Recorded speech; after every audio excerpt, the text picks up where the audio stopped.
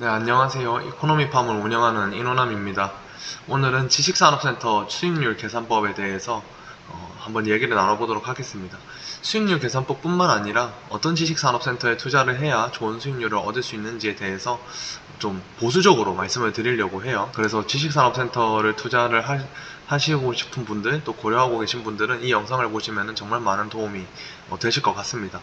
2020년도 초반 정도까지는 지식산업센터가 정말 투자가 많이 성행이 됐었죠. 그 이유 중에 가장 큰 게 대출이었습니다. 한 90% 정도는 이제 받을 수 있다고 분양 상담사들이 그렇게 브리핑을 했었고, 실제로 또 90%를 또 받는 분도 계셨고 못 받는 분도 계셨죠. 못 받는 분들 같은 경우는 분양은 2020년도에 받았는데 막 공급도 너무 많아지고 침체가 되기도 하고, 그리고 이제 법도 많이 바뀌면서 실제로 2020년도에 착공 들어간다고 2020년도에 완공이 되는 건 아니잖아요. 지식산업센터는 더욱이 이제 건물이 굉장히 크기 때문에 완공까지 최소 2년에서 3년 정도 걸렸습니다. 그래서 잔금 대출을 일으키려는 그 시점이 대개는 23년도에서 뭐 늦으면 24년도까지도 있었어요.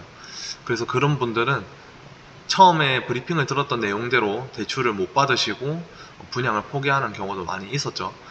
그래서 저 같은 경우는 지식산업센터가 완공되기 이전에 일단 분양받는 거는 좀 지양을 하라고 말씀을 드립니다. 그리고 가장 많이 지양하라고 말씀드리는 것 중에 하나가 분양 상담사들한테 이제 상담을 받고 분양을 하는 거예요. 모든 분양 상담사들이 나쁘고 뭐 잘못된 브리핑을 하는 건 아니지만 최소한 제가 만나왔던 분양 상담사들은 대체로 그랬습니다. 그리고 이제 분양 상담사들의 말을 듣고 분양받는 분들은 투자를 해본 적이 없으신 분들이거나 이제 대체로 정년퇴직하시고 좀 돈이 생긴 분들이 처음으로 투자를 하시는 경우들이 좀 많았는데, 그런 분들은 사실 투자 실패하면은 굉장히 타격이 크죠. 책임져 주지도 않고요. 네, 그래서 그런 부분들에 대해서도 오늘 같이 이야기를 한번 나눠보도록 하겠습니다. 이 여기는 제가 운영하는 사이트인데요. 영어로 enonam.com, 인호남.com을 이제 검색하셔서 들어오시면은 제가 올리는 글들을 다 보실 수 있습니다.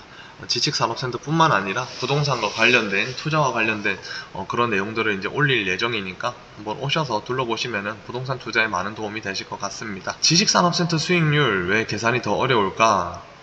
지식산업센터 투자를 처음 접하는 사람들의 공통된 질문, 이거는 사실 지식산업센터뿐만 아니라 모든 투자자분들이 핵심적으로 하는 질문이고 사실 본질이죠. 수익률이 몇 퍼센트야 라는 겁니다.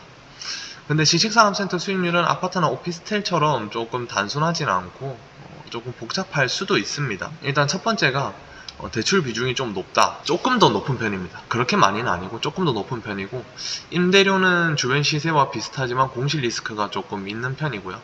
그 다음에 만약에 실입주 하시는 분들에 대해서는 취득세나 재산세 감면까지 있습니다. 그래서 분양 상담사들이 홍보하는 그 홍보 수익률과 크게 다른 경우가 많습니다. 그렇기 때문에 마냥 상담만 받고 그 상담 받을 때 들었던 수익률만 믿고서 투자하는 거는 좋은 방법은 아닙니다. 지식산업센터 수익률 계산의 기본 구조, 이거는 지식산업센터뿐만 아니라 모두 다 그렇죠. 연간 순수익 나누기 실제 투입 자본 곱하기 100 이렇게 하면 되는데, 여기서 중요한 거는 그거예요. 연간 순수익이 많고 적음의 중요한 요소는 돈의 액수가 아니라는 겁니다. 바로 수익률이죠. 근데 어떤 분들은 이게 얼마 안 되네 라고 생각하시고 이제 투자를 또 안 하시는 분도 계신데, 이게 돈의 액수가 중요한 게 아니라 내가 얼마를 넣었을 때 그 얼마에 대한 수익률이 굉장히 중요한 거죠.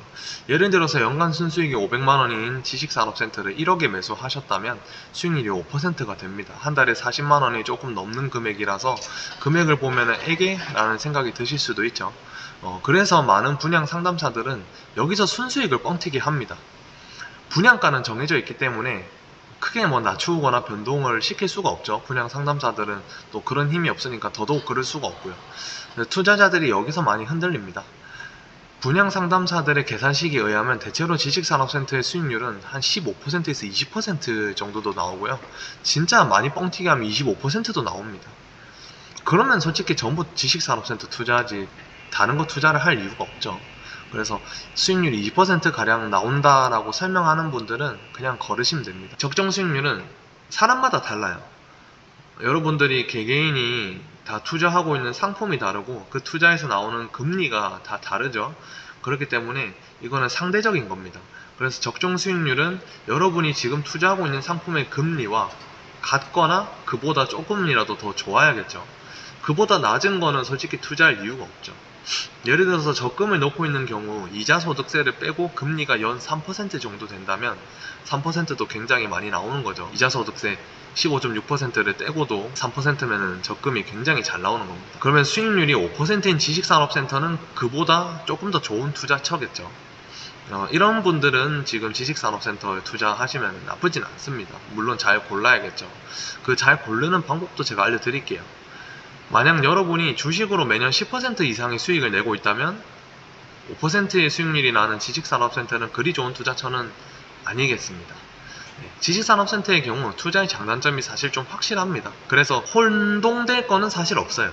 그래서 여기 보시면은 이것도 제가 정리한 글인데요. 투자 완벽 가이드 이거 한번 참고해 보시면 좋습니다. 분양가와 실제 투자금은 사실 많이 다릅니다. 모르시는 분들을 위해서 자기 자본을 계산하는 방법을 제가 좀 알려드릴게요. 만약에 분양가가 1억 원이다. 그럼 진짜 보수적으로 대출 5천만 원, 50% 정도 나온다고 치고 뭐 개인에 따라서 조금 덜 나올 수도 있고 조금 더 나올 수도 있는데 대출을 최대한 받고 안 받고는 사실 본인의 마음입니다. 그래서 저는 좀 보수적으로 잡았어요. 분양가가 1억 원인 지식산업센터 대출 5천만 원, 보증금 1천만 원, 실제 자기 자본은 4천만 원이 들어가죠. 그래서 수익률 계산의 분모가 1억이 아니라 4천만 원이라는 겁니다. 여기서 이제 투자를 해보신 분이 없는 초보 투자자분들이 굉장히 많이 헷갈리는 부분입니다.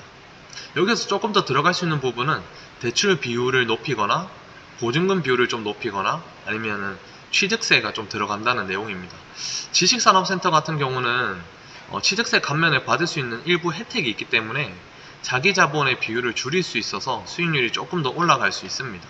그리고 이제 투자가 아니라 투자 겸 실입주라면 대출의 비율을 조금 더 올릴 수도 있고 국가에서 또 세금 혜택을 더 주기 때문에 자기 자본의 비율을 조금 더 낮출 수 있겠죠. 여기 밑에 보시면은 제가 또 지식산업센터 세제 혜택에 대해서도 이제 정리를 해놨습니다. 참고해 보시면 좋을 것 같아요.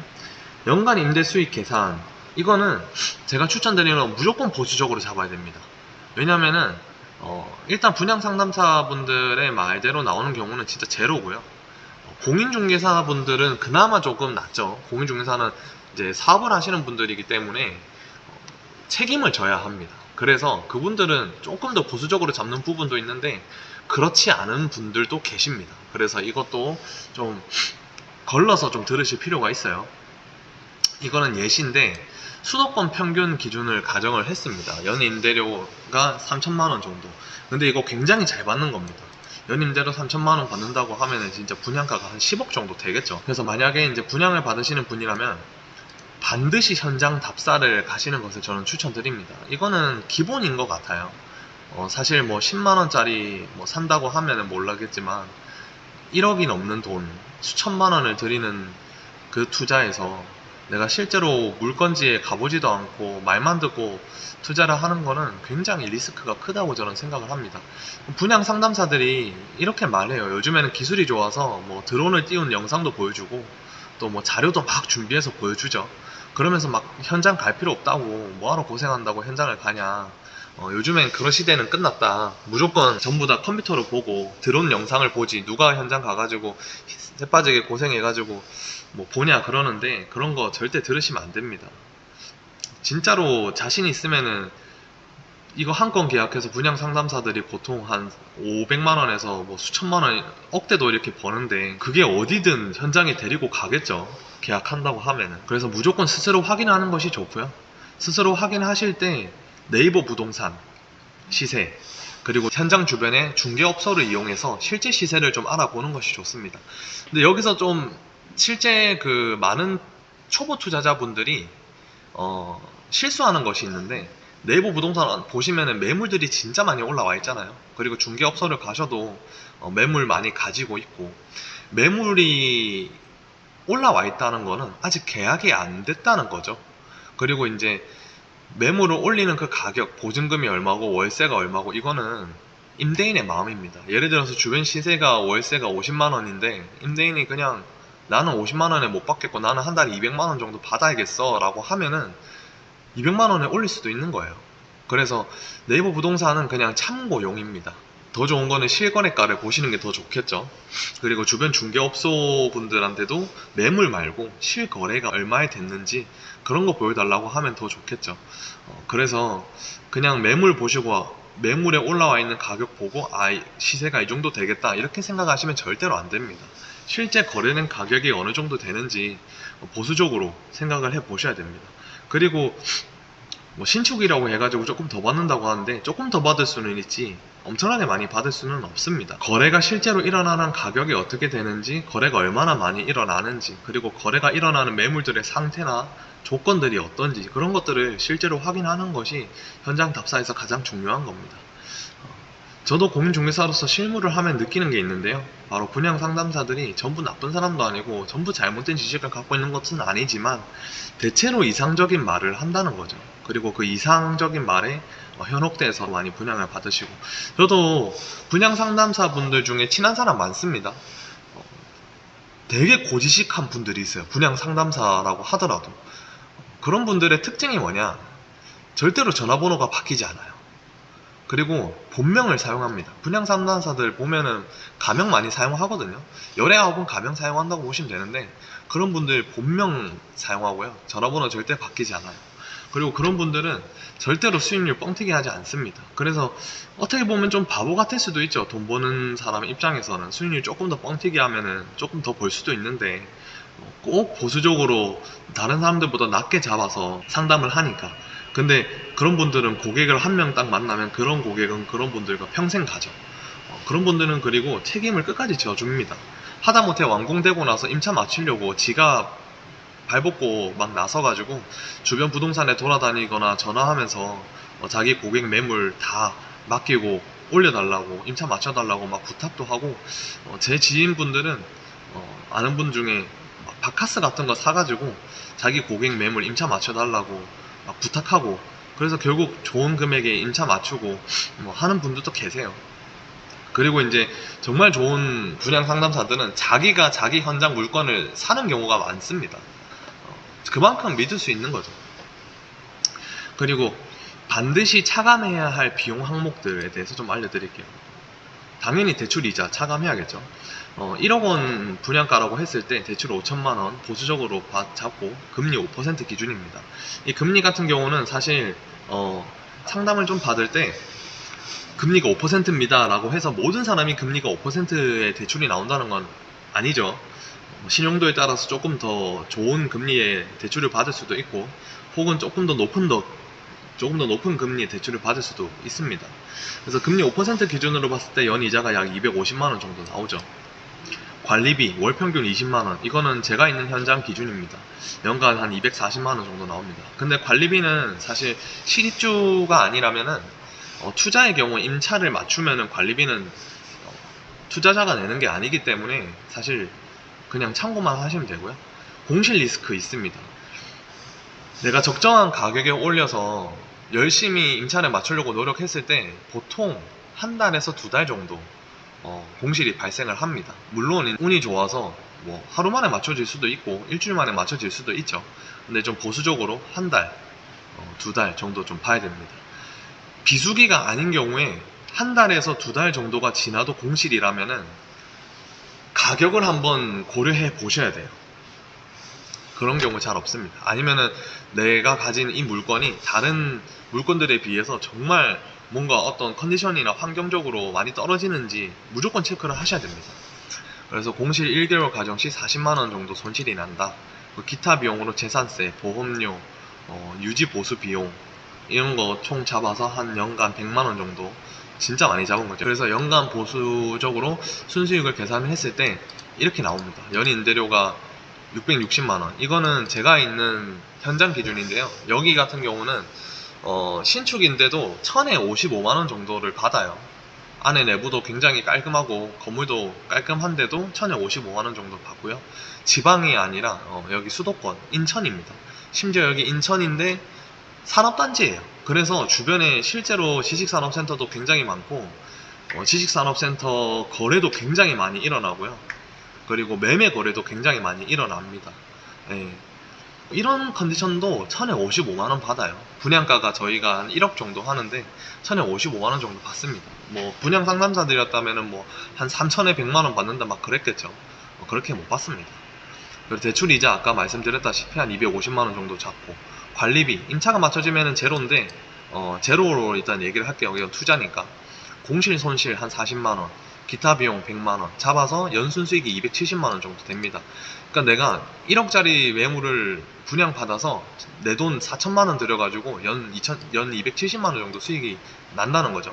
그래서 여기 보시면은 실제 수익률, 실제 투자금 4천만원 정도, 연순 수익 270만원 정도 나와서 수익률이 6.75% 정도 나옵니다. 이렇게 되면 굉장히 잘 나오는 거죠. 6.75%가.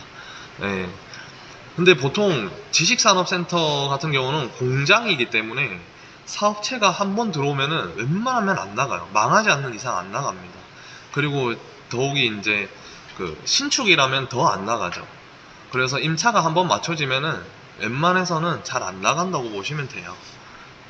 그리고 임차인과의 그 관계 잘 유지하시고 그러면은 조금 더 오랫동안 안정적으로 받으실 수 있겠죠.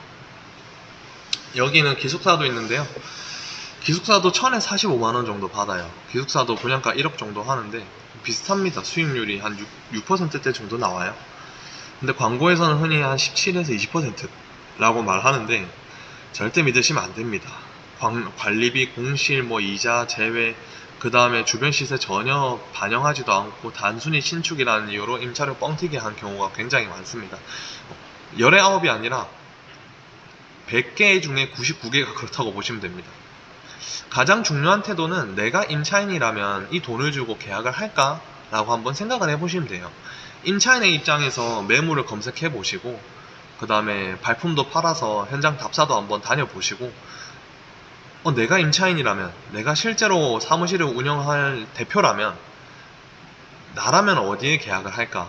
라고 했을 때 나라도 내 거에 계약할 것 같다 라는 생각이 드시면은 그런 호실들은 임대차 계약 못 쓰기가 어렵습니다. 그래서 제가 경험상 네이버 부동산에 쳤을 때 금액이 딱 뜨잖아요. 그럼 평균치가 보이거든요. 그 중에서 단돈 1만원이라도 저렴하면 바로 전화해요. 만원 차이 때문에 진짜 바로 전화합니다. 만원 차이 때문에 계약하고요. 근데 만원이 저렴한데 왔더니 신축이고 깔끔해. 그럼 계약 안 할 이유가 없죠.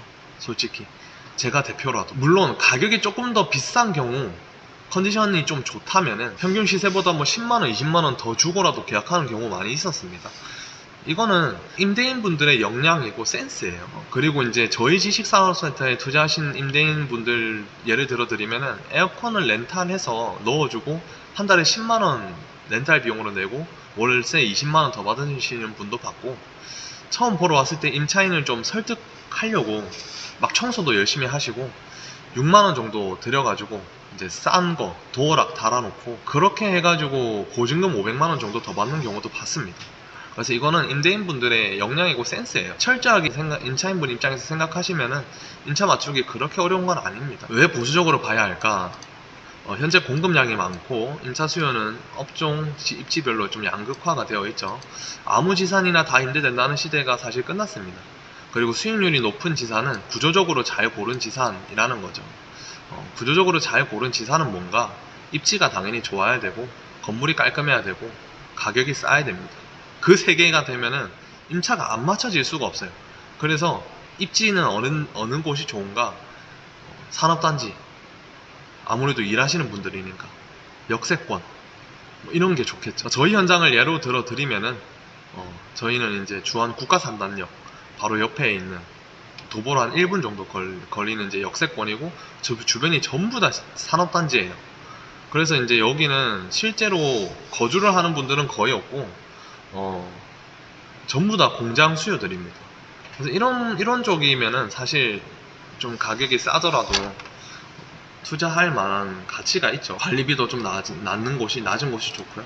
임차 수요가 명확한 입지, 방금 말씀드린 것처럼.